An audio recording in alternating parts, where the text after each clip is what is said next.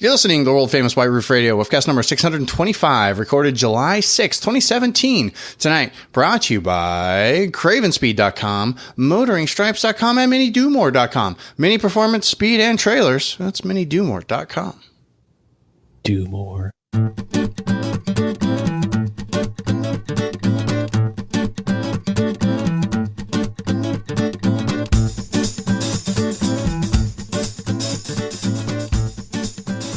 Okay, here we go. Hey everybody, it's DB in Arizona bringing you a brand new episode of the world-famous White Roof Radio.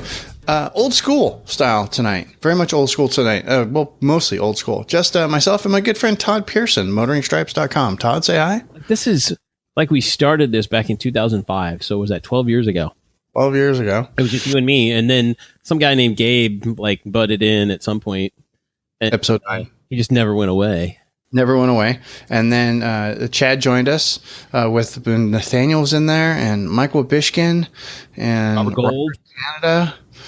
And then we got Alex, and then we just recently picked up Brian. So yeah, it's been a good time. 12 years. Yikes. And we're still talking to most of those people.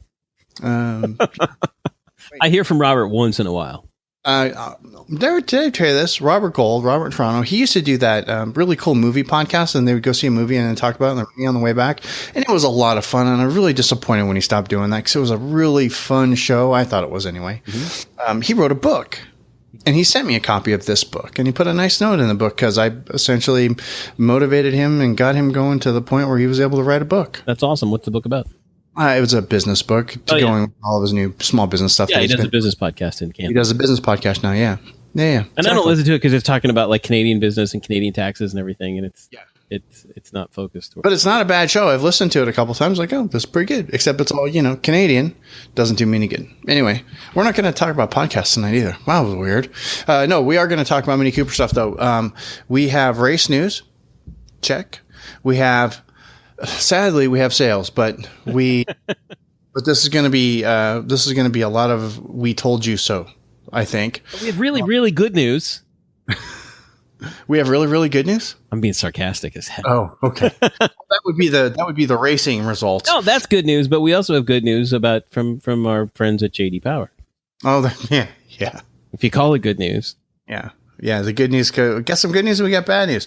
We've got that plus whatever else Todd and I can dig up to talk about. We might talk about the $1 million collection of JCW wheels in Todd's garage, or the extra garage that he needs on his house just to store his wheels. I have a problem. I have a tire problem. I have a wheel problem. We might save that for another show. Before we get started, though, I want to remind you guys about all the fine sponsors here at the White Roof. We're going to mix it up to throw you guys off. You guys know those kids are at Craven Speed up in the Pacific Northwest. They're super awesome, right? They make the really cool custom designed things out of unobtainium and carbon fiber for your Mini, for your Subaru, for your Ford, for all kinds of different cars. They don't make stuff just for the Mini. You guys all have Minis, so you're going to go over there. You already have, but you're going to go over there again because you need a platypus mount, because you need to have a front mounted license plate in your state, and you don't want to drill holes in the bumper because, well, it just looks retarded. Really, it's gay. I don't like that. You're going to get the stubby antenna for your car because you don't want your car to look like a remote control vehicle. You've got an R56 and yours isn't falling completely apart yet. So you're going to put the short shifter kit in. Oh, because it's such a nice piece. Or you're going to get a dipstick for your R50, R53, R56 because it won't break. You can read it. Right? You have an R53, you're going to finally put a pulley on it. You're going to take the pulley plunge. You're going to go to Craven Speed. You're going to pick that up from them. Easy peasy. Just go over there and take it. Just take care of it and do it.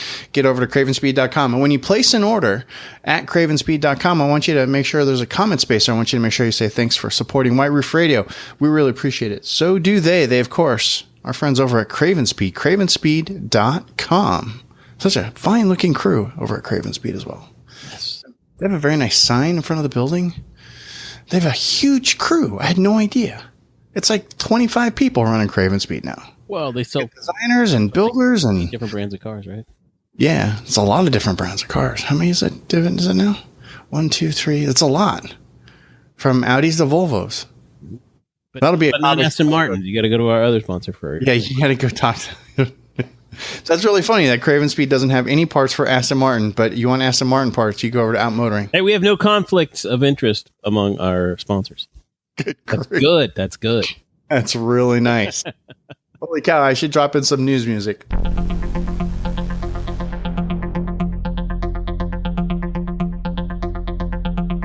Boom. Do you think we'd give a shit if we had conflict of interest among advertisers? No. No, give us your money. Give us your money. No, in fact, if I'm not mistaken, usually I tell everybody don't even go to Craven Speed. Just go over to one of his dealers. Yeah. Yeah, go to Detroit Tune. Go talk to Waylon. Go over, call Jerry at LeSueur. Call one of the guys in California, and just make sure that you're at those guys' shop because they're local. But get them to put Craven Speed stuff on your car, and then make sure you tell them, say, "Hey, White Refrigerator told me to put Craven Speed stuff on my car." Done and done. Same thing. Anyway, let's start with some news. Let's not start with good news. Let's start with fun news, and that is race results. Watkins Glen. What is wrong with me? Watkins Glen was this past weekend. Big race, a huge race, right? It's a giant race. And the mini JCW team, they pulled up first, second, and fifth. That's pretty impressive. I didn't get a chance to watch it. I was really, really disappointed. It's playing this weekend. Yeah, I'm gonna have to watch it again. But that was during the Continental Series that's going on. The Continental Sports Car Challenge. Yes, the Continental Sports Car Challenge. Anyway, the JCW team from Lap Motorsports 1, 2, and 5. So very, very cool. That's very impressive. Can I say I have a special place in my memory for Watkins Glen because as a kid, I had the AFX slot car raceway of Watkins Glen. Nice. Okay. And it was, it was one of the greatest toys I had as a kid was these slot cars. Did you have the little slot cars, DB? Oh, yeah. I had slot cars. It was the AFX slot car, and it was Watkins Glen. I had all the Tycos. I never had the AFXs. Yeah. I love that thing. And so I have a special place for anything Watkins Glen. Very nice. So, 1, 2, and 5. So all three cars in the top 5, which is super awesome. We're going to try to get Lewis on again and chat with him about it. And really soon. And there's another race coming up really soon. So make sure you stay tuned for that as well. And just so everybody knows, Gabe's out tonight because he's having tacos. And then going to the club. And then he has to go to the club. What is he, freaking 23? Dude. Okay. Gabe's missing podcasting because of tacos. I'm going to assume that he said tacos, then club, that is autocorrect. And we're just going to guess what he meant. I think he meant tacos, then bed. And it typed in autocorrect, typed club instead of It's bed. Possible because, Gabe is a busy guy. So it's entirely possible that he is going to have tacos and go to bed like an old person. Having tacos at 9:30 and he's going to crash. Well, if he's an old person, he'd have tacos at 4:30 and then going to bed at 6:30. A little past his old person bedtime. Yeah. So anyway, that's really cool. So go Lap Motorsports. Nice job, kicking ass, taking names. Super duper awesome. Now let's move on. Should we do good news, Todd, or should we do bad news? Well, I think we have to do good news because then it basically funnels into like odd news. Yeah, okay. So the good news, and I'll have to actually find some place to link this up. And it's funny because I posted over like we all use Slack and we chat together, and I did a screen cap of this because to get to JD Power and get a subscription, right? To find everything. Well, no, it's not a subscription, but you have to do the slideshow, and every second slide is an ad that you have to wait to go through the ad. It takes forever. Right. It's just horrible. So anyway, the whole point is that Mini, just this last month in June, this came out the third week of June 21st. Mm-hmm. They ranked number 1 in an initial quality survey from JD Power, and which is pretty impressive in the compact sport car segment. Yes, it's the top ranked model for 2017, and it's pretty impressive. I mean, they've fixed all of the things that people used to complain about for the last 15 years. Well, so they have finally completed building a car to please the JD Power researchers. And how's that working out for sales? So we click over to motoringfile.com and we look at Matt's mini index it for translates sales. into the worst sales ever. Sales for June. Yeah, Gabe's actually having tacos. And yeah, we are seeing quite possibly the worst sales ever. Sales are down 10.3% for June, and that's just from June 16, which was a bad month to June 2015. So sales are down, continuing their downward trend. But hey, the year 11% is the thing. We're still in double digits and we're halfway through the year. You're just past the halfway point. Yeah, and exactly. It's all kinds of sadness. And so I was a little sarcastic when I saw the JD Power results. I'm like, hey, look, Mini got everything they always wanted. Number one in JD Power and the worst sales in almost 15 years. Somebody tell me that was a great trade-off, right? Yeah, so what they finally did is they've built a car that people that actually take the JD Power survey like, right? But nobody will buy it because it's like every other freaking car on the road. What did I say last night? They've built a Honda Accord. I had been drinking to my in my defense, but I said, this way. Last night you said, "Wait, that's the wrong pick. Hold, please." Oh wait, no, I said many times to JD Power and keep setting the worst sales records. I said, what a great trade-off. Minis are quality enough and premium enough in the U.S. market that literally no one gives a shit and is buying the car anymore. Right. So, sales are pretty bad, down 11%. This is double digits for the year. And the small car segment in general is dropping. Half that. It's down about 5% for the year. Right. I mean, Mazda's down for June. Fiat's down a lot for June. Not surprising because Fiat doesn't really make any good-looking cars except for the X and the Fiata. Yeah. Well, here's the good news, I think, is that the hardtops are kind of coming back. They're in all of the minis to sell. The two-door hardtop that started the whole thing back in 2002, car that we all know and love, was actually up 18%. Yeah, which is nice. It's kind of having a resurgence because, I've been looking at this for the past 2 years, and as far as mini sales go, four-door minis they've made up as much as 70% of sales. Well, this month they were down to like 63%. Four-door minis were about 63% of sales, or 63 or 68. I don't remember which. Okay. But it has really fallen down. The only two-door minis you can get now are the two-door hardtop and the convertible. Right. Those are every other mini they sell is, has four doors. Mm-hmm. The four-door mini, or the five-door, as is referred to in the rest of the world, by the way. Right. I see the mini advertising from the rest of the planet. I get it in my Twitter feed and other places. They're advertising it literally. Those countries advertise that as the five-door mini. And in the U.S., it's the four-door, which is really weird. It's just a weird thing. It's a weird thing. Well, because they count the door on the back. We don't count the door on the back. What's really tanking, look at this number, DB, down fourth on the list, the Clubman. Yep. I was shocked at that number because the number from last year was the old style Clubman. No, it was still a bit like the. Oh, you know what? Yeah, it was still the new Clubman, but that's because the new Countryman's come online. Yeah, December of 15 is when the Clubman started showing up. We knew that was going to happen. Well, everybody knew the Countryman was going to take over as soon as it came out. I know. Everybody says that. They're like, "Oh, we knew this was going to happen when the Countryman came out." The Clubman, it's following the exact same trend. Yeah, that happened when the first series, the R55, if you will, Clubman came out. What was that? 2007, 2009? No, 2009. 9. So when that one came out, it was so great and everybody was loving it. They're like, "Oh, this is a great car. It's a great," except the purists who were like, "It's not a mini anymore. It's too freaking long." Right.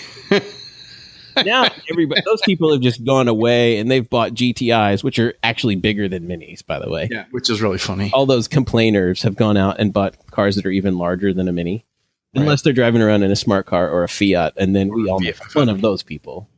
Right. So, so we're looking at sales. Hardtop sales are up to last year, which is nice to see. The four-door sales have dropped good because, honestly, why do people buy that car? I'm sorry, Mini. I love my car. I love the F56, but I hate the four-door.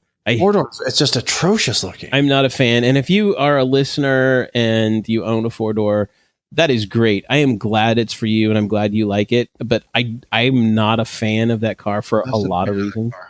For just a lot of reasons. Because a four-door Mini, I think if you're going to buy one, you need to buy the Countryman. Yeah. Or the 4-door was available before the new Countryman, you should have got a Clubman.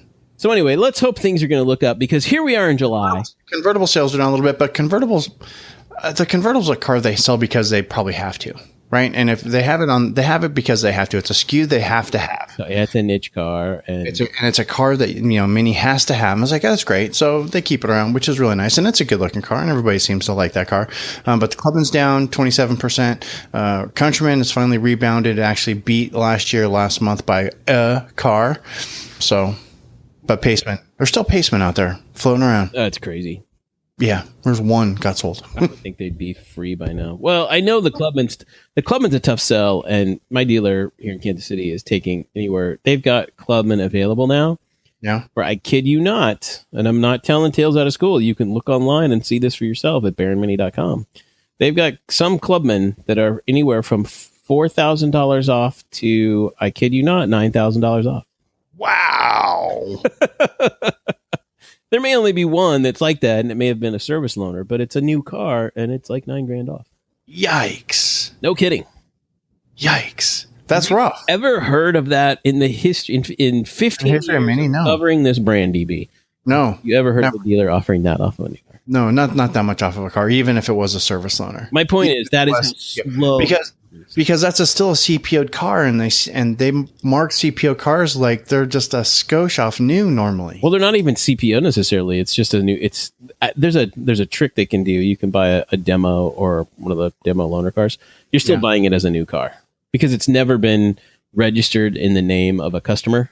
Got it. So technically, it's a new car. Yeah, and there was a It's got 150 miles on it. Yeah, or even if it's got 3,000 miles on it. I mean, Right, they can still sell it as new because it's never been registered and titled to anyone. It's still the dealer car. So anyway, but then we started getting into the technicalities of dealer sales and what numbers are and what's real and what's not. Blah blah blah. Everybody gets bored and goes to sleep. But hey, we're in July, the new year. We're up to 2018 model years in production now. Right, and all that comes with that, the plug-in hybrid, the PHEV. Yes. Plug-in hybrid electric minis are showing up. That I think every dealer probably has at least one by now. I will be testing this car. Really? I will be doing as long a term test as they will give me the car, which is, I guess a couple of days, a weekend. I usually do that for 2-3 days. So I'm going to get a chance to play with this and see everything about it. But I've heard nothing but good things about the plug-in hybrid. And speaking of the things... Brian's really liked it a lot. Yeah, he does. It's expensive. Except for pricing. 41 grand. Because, it's 41 grand. But except for that... and there's lots of crazy things about the plug-in hybrid. Like, it comes standard with navigation, okay? So this car really... You could almost just take this car off the lot as is. right out the door. Because really you give it fancy paint, you're at 38.1. Yeah. Right, so base price is 36.8. If you really want to do the whole plug-in hybrid thing, you go, girl. Anyway, Todd, go ahead. I'm sorry. Yeah, but it's got some crazy things. Like, so it comes with navigation, right? But you can still add the tech package for $1,700, which is normally includes nav. And so what you get for that is head-up display and I believe something else like driver assist or something else. Because the Countryman comes with all of this stuff standard to begin with, and the plug-in hybrid comes with navigation. Yes. The plug-in hybrid currently is not, even though it's got a touchscreen and navigation, is not CarPlay compatible. Right. Which I don't know why. Yeah, it's a real dome scratcher. Here's the good news: is starting now for 2018 in July builds, both the Clubman and the Countryman that you get with navigation, the touchscreen, will come with CarPlay for, get this, no extra charge. Wow, good. Unlike BMW, who you have to buy navigation, you have to buy the nav system in the tech package, and then you have to pay another $350, right? $300 or $350. Yeah, but also too is it's only going to be available in the Countryman and the Clubman because they both have touchscreens. Right. Okay. So not the hardtop, not the convertible, not the 4-door. Right. You will not be able to get CarPlay until God knows when, and we're thinking it's going to be next month. LCI, if at all. Yeah, LCI, which is coming right now. The word is next March, so that'll be March 2018. Okay, good. Well, let's keep our fingers crossed for that. So you're going to get some seat time in a Countryman PHEV. Yes, sir. All right. Well, let's go jump it and take it off road, do all kinds of crazy stuff with it. Take it to Costco. And it's getting really hot in the summertime, so I'll get to see the summer performance. I'm going to run the air conditioning and drive it like normal. Yeah. And see what. So I'll get to put it through its paces and see what. So I'm excited about that. But some of the things that I don't think we've talked about yet on this show, DB, are the changes for 2018 for the model year. The very subtle, small changes. They're not doing any facelift changes. Which we thought they were going to be doing. But they have changed the gas gauge inside the car. Because it doesn't so.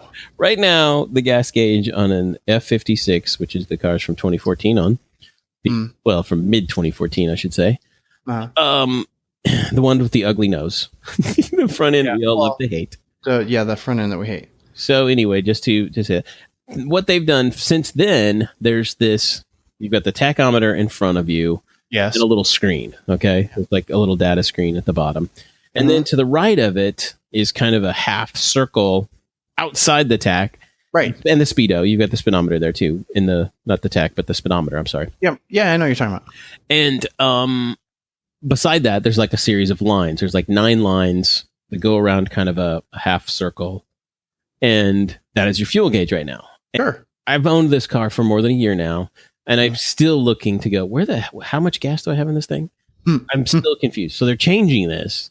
Oh, okay. It's going to be more descriptive and have more detail than just 9 little dots. Well, okay. So that's one change. That'll be nice. The next change, backup cameras are right, but we knew that was coming, right? Standard. Yeah.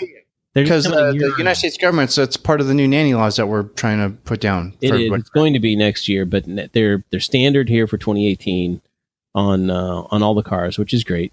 Right. Which means like all the cars already have a screen.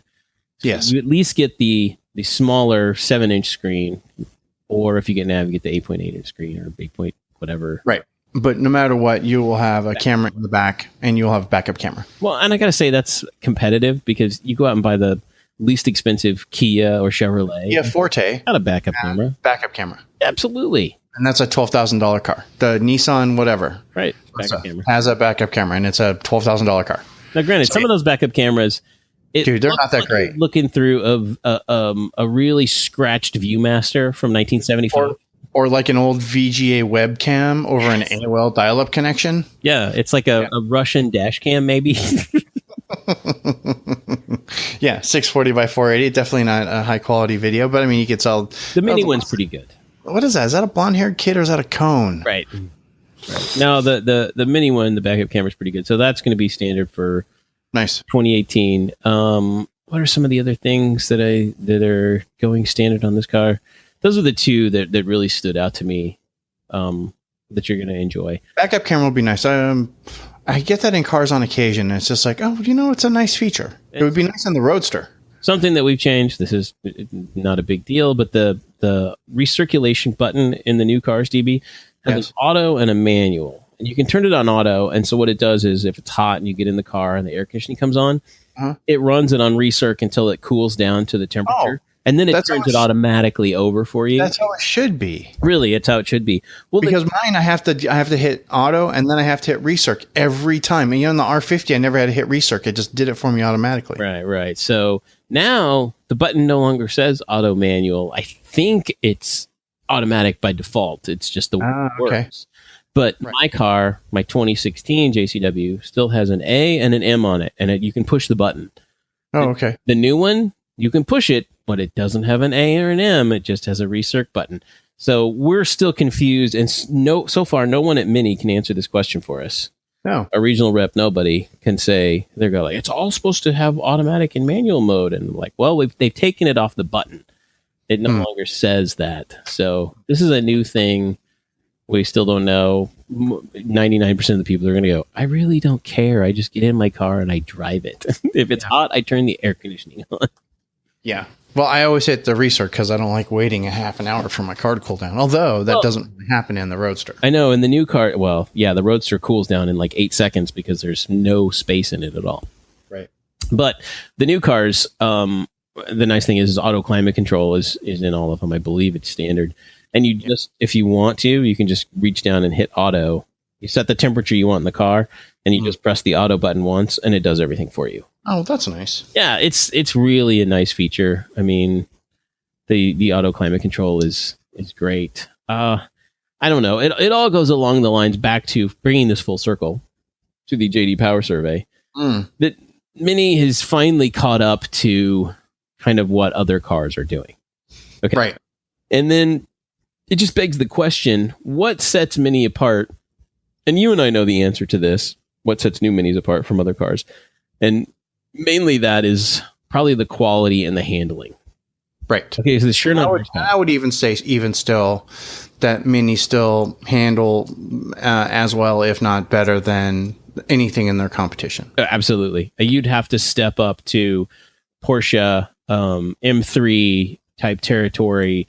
You'd have to step up and put a lot of money into other cars, you know, the Focus ST. Like, you'd have to start putting money into Hondas, and you'd have to start putting good money into GTIs. And GTIs do pretty good. They handle pretty well too.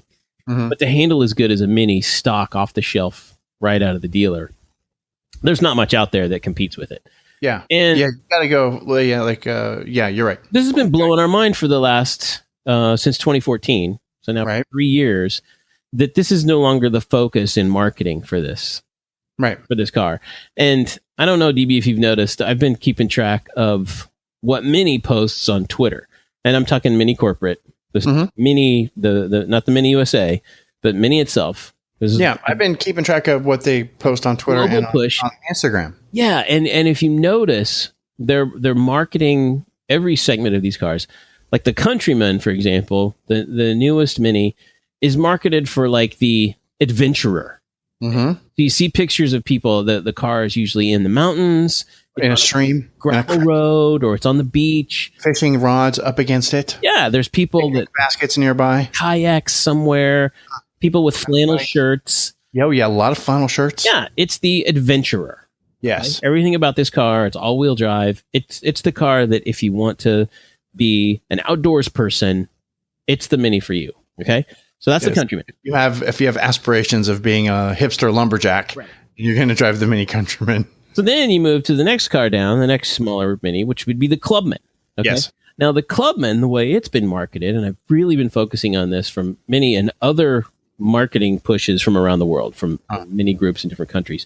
I see this. It's focused towards the car with space. It's practical, and it's got space for 5 people and their luggage. Okay, so it's like when you want a car that's going to hold up to 5 people and their stuff, it's the car for you, and you're going to get there in comfort.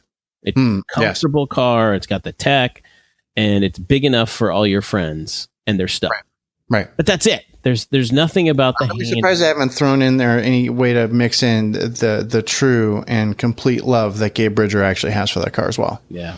Well, which is funny because I don't know if the marketing department's really missing the mark on that one. I want to know next time we talk to Gabe. I want to ask him if he's ever had 5 people and their luggage in his Clubman. I want to ask him if he's actually ever been in his Clubman naked, without his children around. Exactly.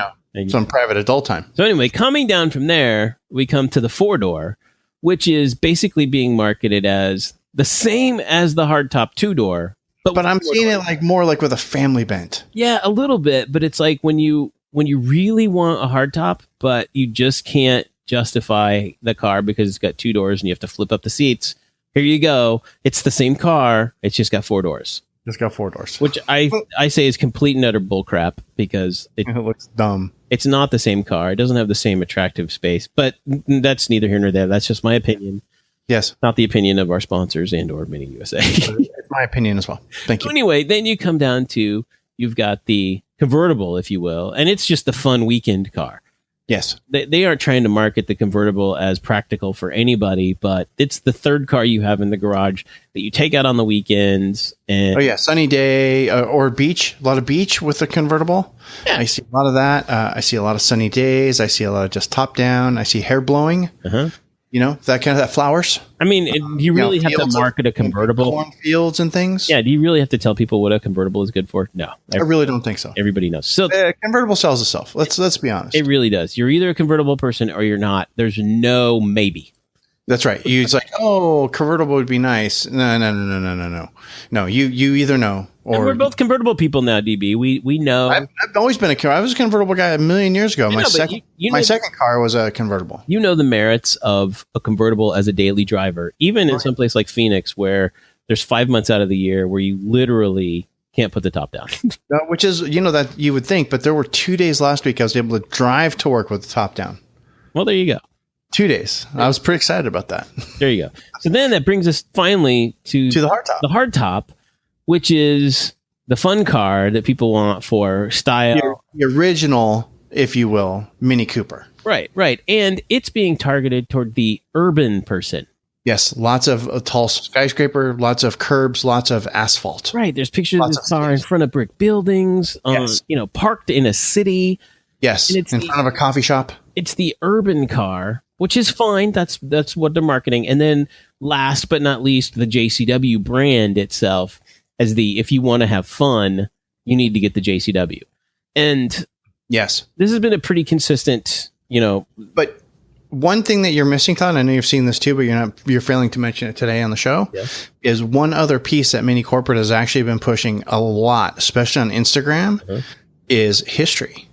Yeah. Have you noticed this? Yep. There's been a lot of shots of classics, a lot of, hey, check out, this is where we started. Hey, this is origin story stuff. And it's like, well, we call it hipster douchebaggery, if you will. It's hipster malarkey in that kind of, and if Gabe were here, he's like, there's no such thing as a hipster. And I'm like, well, says the hipster. Says the hipster at that. Person with 2 feet firmly planted in that category. But anyway, so that's what they're looking at going, well, this is what appeals to people. Well, my point is, look at sales for the last year. You got 12 months now. It's not working. Not working. The marketing push is not working. Wait a minute. So Todd, are you saying that the hipster push isn't working? Is that what you're saying? No, I'm saying in the US. Now, I can't speak for the rest of the world because I'm... But you know what's funny is in the rest of the world, this is working. Right. This is the kind of marketing, and this is what slowed Mini down in the rest of the planet. Yep. Right? Was they didn't have that giant quality push. It's just like, hey, check out, we're upscale, we're premium, we're hipster, we do all the things, we're the coffee shop car. Well, right? And everybody's like, oh, that's a car I need because I drive to Starbucks and I wear tight pants and plaid shirts. So that, and I park in front of brick walls. So that's obviously the car that I need. I drive out in the fields with my mountain bike and fishing poles up on top of my car. Obviously, this is the car that I need.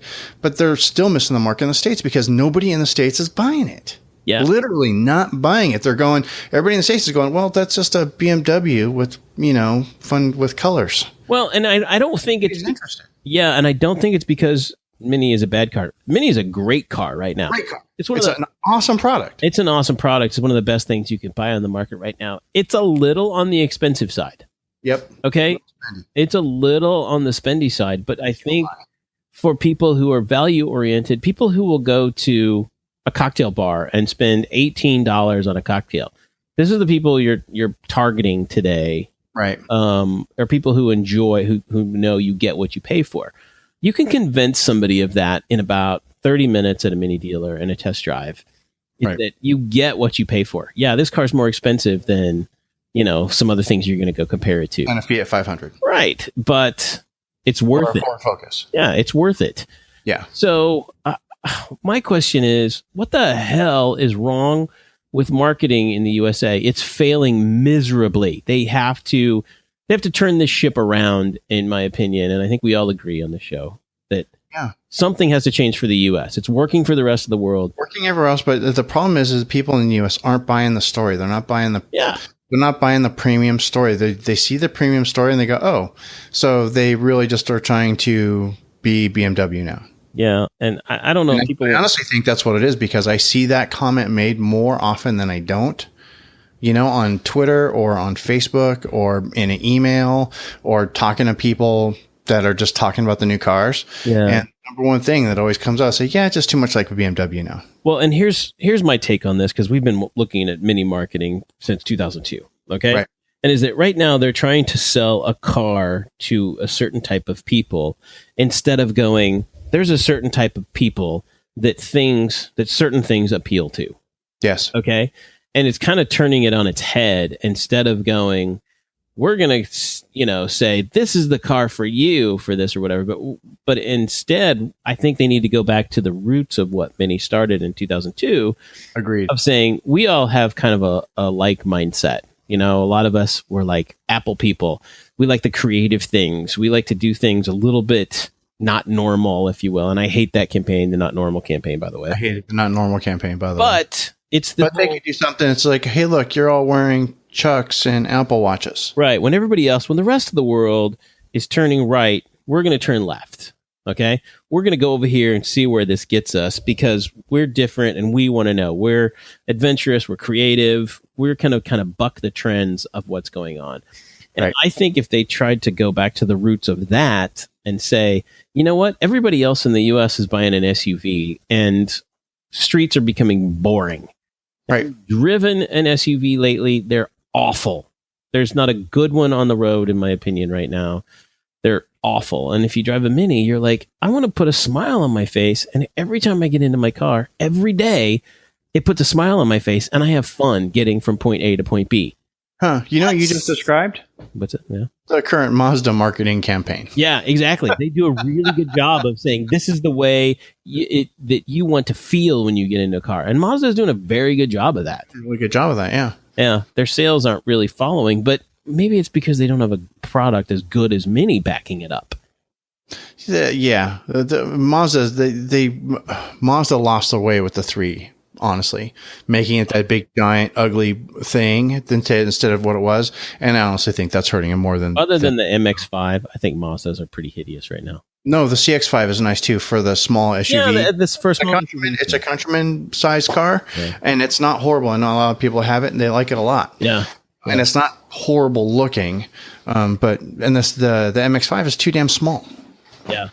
Anybody who's above 5'6" can't drive it. But it's fun. It's I wish I could. It's a fun Boy, that car's a hoot. Yep. But it's just too small. So this isn't the Mazda show. I don't know. Yeah. I think really my opinion is that Mini needs to focus their marketing more on, hey, we all know this is a good car. You have friends who have one. You have friends who've had one before, or the people, they're fanatics about this brand. Yeah. Why don't you go see what it's about, and you'll see all you got to do is take a test drive. And they need to bring back like the test drive events. That's the thing, is they just the ride and drives like they used to do during May Takes Estates. That kind of stuff. When's the last time they did like that kind of an event? I don't know, but I tell you, if it's hard for me because I have a manual transmission car to have friends and family and whatever go, hey, you need to go drive my car, because not a lot of people drive manuals anymore. Right. So it's kind of frustrating. But I think the people that I have let drive my car are so floored and impressed. The comment out of most people's mouth is, you know what? Next time I look for a car, I'm going to go look at a Mini. I'm not ready for a car right now, but that was so awesome. I had no idea that car was that much fun to drive. Yeah, no, you're right. That's what I get from people all the time. And I'm like, okay, once again, this thing's selling itself. You just got to get people in it. You've got to get beyond the BS marketing. Oh, we're all about the hipster story, and we want you to feel all warm and fuzzy in your flannel shirts and your big-toed shoe. It's 115 degrees in Phoenix. We don't wear flannel right now. Well, you know what I mean. I was letting Minnie know we don't fall for that. Exactly. There's still cool people out there. There's people that Mini would appeal to, and it's harder now because it's been around for 12, 15 years, and there's a perception. And you have to get over the perception and just go, screw it. People are going to think what they think, but let's blow their minds by putting them in the car behind the wheel and letting them drive the thing. And then they're going to go, wow, I had no idea. It's like, some people you don't know very well. You're like, I thought that guy was an asshole until I went out to dinner with him. He's really cool. Yeah. That's exactly what you're talking about. Yeah. Yeah, you know what I'm talking about. And I think that's the same thing. Yeah. Okay. Very cool. What do you think? Comments are open, whiteroofradio.com. Leave us a note in the show notes. Be interested to hear what your take is on this whole Mini's direction or seeming lack thereof. Tell us we're wrong. Yeah, tell us we're wrong. Somebody click over to whiteroofradio.com, leave it on the show notes and say you guys are wrong. But then back it up. I want proof. I want you to tell me why we're wrong. Exactly. There you go. Done and done. Let's pay some more bills. Let's remind you guys about one of the other fine sponsors here underneath the white roof. Our friends over at Outmotoring, outmotoring.com. You love these guys. Because we love these guys, and you guys have already bought stuff from them.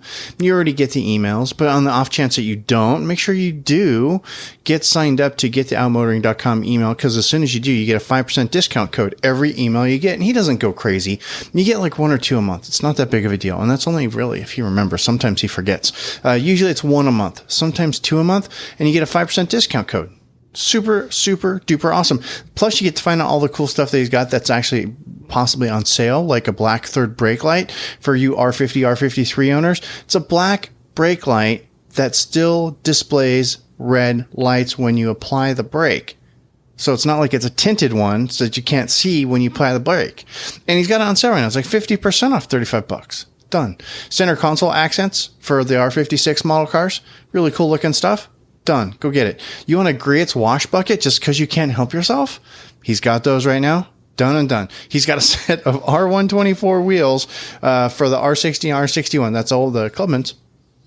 The first generation Clubman. He's got probably got a couple sets of them sitting on his floor somewhere, getting ready to sell. Tachometer covers, dipsticks also, plus all the Craven Speed stuff, plus more. Don't forget, we're still in Cars and Coffee. We're still in Minis on the Max season. We got a drone run. We got Minis in the Mountains coming up. We got all kinds of other Mini Cooper events still happening. So you need the stuff for your person, the hats, the shoes, the watches. Go over there. Outmotoring. He's got all that stuff for you. I want you to go over there and check all of that out at outmotoring.com. Don't forget, once you're there, do sign up for the email newsletter, because that gets you that 5% off that we all love so much. Don't forget, too, he's adding like 1,000 new SKUs every month. It's insane. You can't even keep up with how much stuff. Literally, if there's something for your Mini, Outmotoring has it. You have a better chance of finding it at Outmotoring than you do actually finding it at your dealer's parts desk. That's how much stuff. And it's going to be cheaper. More often than not, it'll be cheaper. So I want you to go over and check it out next time you need something for your car. And it doesn't matter what it is. It could be, and this just came up on Facebook, and one of the Facebook Mini Cooper groups, someone had lost, that black trim piece on the front wheel that off of an R50 or an R53, and that one piece that always comes off in the car wash or flies off on the road because for whatever reason it always did, right? You know who's got that in stock? Like in stock, ready to ship. Outmotoring. Outmotoring.com. Go over there and check it all out, please. Not only that, but one more thing I want to remind you guys about: the complete and total line of Aston Martin parts. just because. Because that's awesome. Go over there, check all that out. That's our friends over at Outmotoring. Outmotoring.com. Mini performance, speed, and style. It's outmotoring.com. Boom. And I think we're done. You know what? I've got a post in my brain I'm working through right now. And maybe we can just spend a couple minutes on this, Todd. But honestly, and we can talk about this as brothers because we both have this car, the R59, the Mini Cooper Roadster. And this car, I honestly think, is one of the best Minis ever made. It is. I would agree with you. To the point in the Mini timeline, right, up to 2015. I would put the Coupe/Roadster quality-wise against the R56. The early R56 is what you're saying. The first gen R56. Oh, yeah. I would put it against that and it would win. I would put it against the post LCI cars. Maybe not. I would put it against the first gen cars, the pre LCI R50, R53s, quality wise. And I would put it against the 2014 F56. Quality wise. It's pretty close. I mean, I have both. I have a 2013 Roadster. And you had the 2014 F56. I had a 2014 F56 Cooper, and then now I've got a 2016 JCW. Right. And I would say the Roadster is holding together. Nothing's falling off this car yet. It's very solid. Very solid. Nothing's rubbing off the number. Nothing's... No. I mean, we've only got 34 35,000 miles. Yeah, I've got 62,000 on mine. I got it had almost 60,000 on the clock. There's some paint chips, stuff like that. But what you're saying is that even after twice as many miles as I have on my car, the car's still really solid, right? Really solid. This car has no rattles unless the passenger side seatbelt gets wedged back there in the side like it does sometimes, and it rattles. And you know what they did? They fixed that rattle. Remember the Motoring File Roadster that sounded like there was a bundle of conduit in the trunk? Yes. And the top was down? They fixed that on both of our cars. Oh, I should take mine to the dealer and have them look at that too. You know what else with the top up? You can't tell the top's up. It doesn't feel like a convertible car. Right. It's great. It's awesome. I don't know. That's all I have. I got a whole post. It's brewing in my brain, but this car. I mean, you can tell it was overbuilt, and it's just a fantastic car. I can tell you also, DB, driving it through the winter is not a problem. Yeah. See, there you go. Yep. I'm driving it to Arizona summer. No problem at all. Yes, sir. It's not getting quite the gas mileage I was hoping for, but I think I just need to put in a K&N drop-in air filter. I bet you're fix that. What are you getting there? My last tank, I got 321 miles. So you're getting 30 miles to the gallon, are you? That wasn't a full tank. I should be getting closer to 4. So you get 13 gallons. I'm getting close to 30. I'm getting like 27, 29 in the heat, which isn't horrible. For an S? Dude, you're doing fine. Yeah, I'm doing okay. I would like it to be a little bit better, and it would be better if I was able to do 75, 80 miles an hour on the freeway. But because I'm stuck in traffic, it's, stop and go. I'm not going to get that. My automatic score's less than 50. I haven't put it over into the roaster yet, but we probably get 31 miles to the gallon, that thing on average. Oh, yeah. See, it's just, I don't know. I just like it. I like it a lot. I've got a post brewing. I just haven't had time to write it up yet, but I think it's a fabulous car. Yep, it is a good car. And I have to say that, fast forward to the F56 generation, my 2016 is a fantastic car. Yeah. It's been rock solid for a year. I know Alex has had some rattle issues. Yeah. And, things like that. But, I think it's a fantastic car. I haven't had a single issue with my car. Yeah, there you go. So, I mean, it's a fabulous product. I just wish they could figure out how to sell the damn thing. Yeah. To finish up. But with that, we are done. I want you to go over to motoringstripes.com. Todd, what's new with Motoring Stripes? Still the hot selling Clubman bumper protection strip. And by the way, when I get when I borrow the plug-in hybrid Countryman, next week I am going to finalize the bumper protection strip for the new Countryman. Nice. So if you have the new Clubman, you can go over. Todd's already got the bumper protection strip. You need that just because it makes it better. You have a R60, so you've got the first generation Countryman. You need a bumper protection strip for that. Todd's got you covered. You want the fantastically awesome White Roof Radio Sunroof Delete Kit.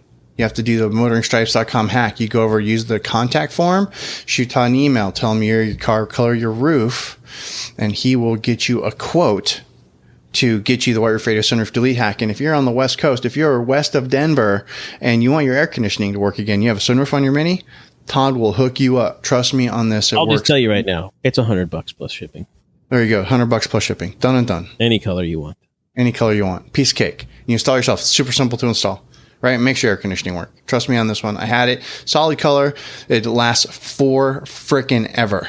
Because Todd uses top-notch vinyl. He doesn't screw around with that. It's like putting metal on your roof. It's awesome. I don't mess around with that, but I have discovered something, and this is just a tip to end the show for you people out there with vinyl, whether it's mine or somebody else's. Watch out the kind of wax you put on it. You can wax over the vinyl, but do not use something with carnauba in it.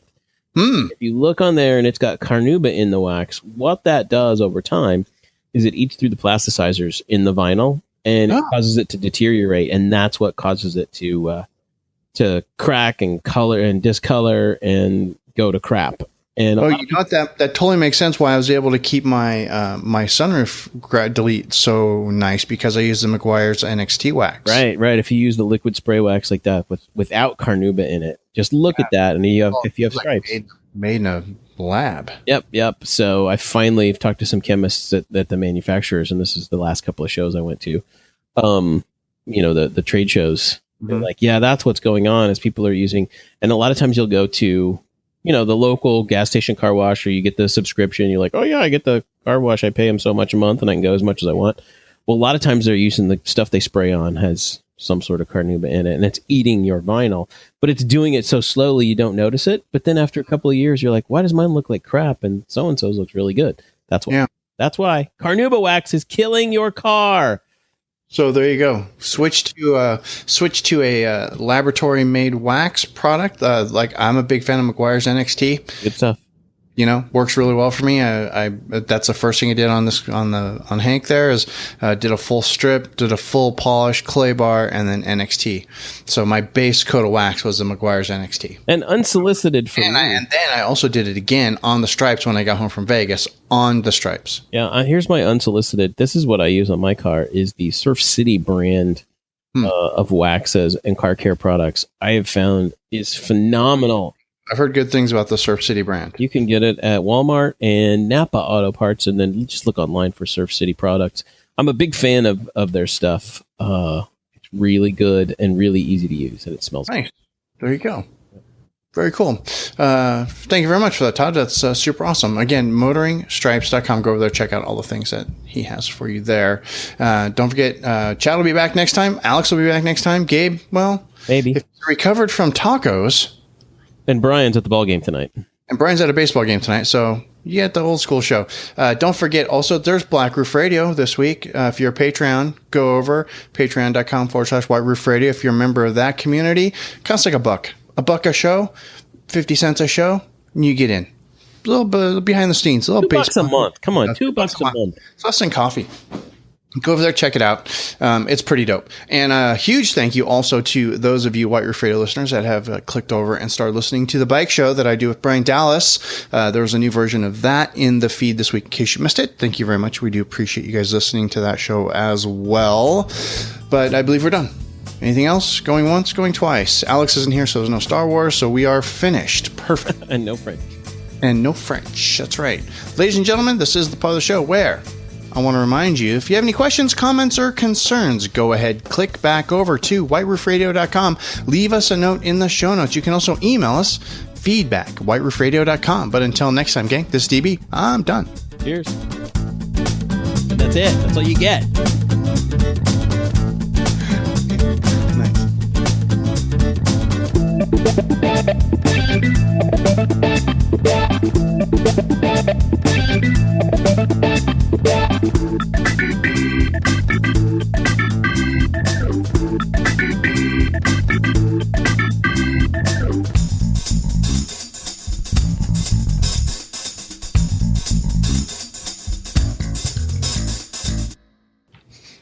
I want to put one of those on my car, but I'm afraid it'll just...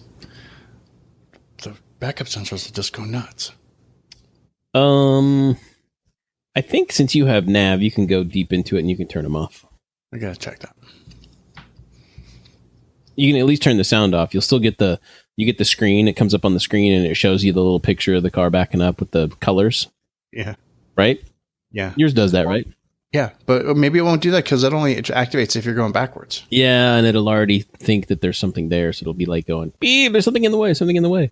But you're going forwards, but there's still something in the way and behind you, so don't go backwards. I know people who have it and have backup sensors, and they've either just lived with it or whatever. It's not... Yeah, okay, I'll do it. How much do you back up in a day anyway? Not very much. Yeah, exactly. Not very much.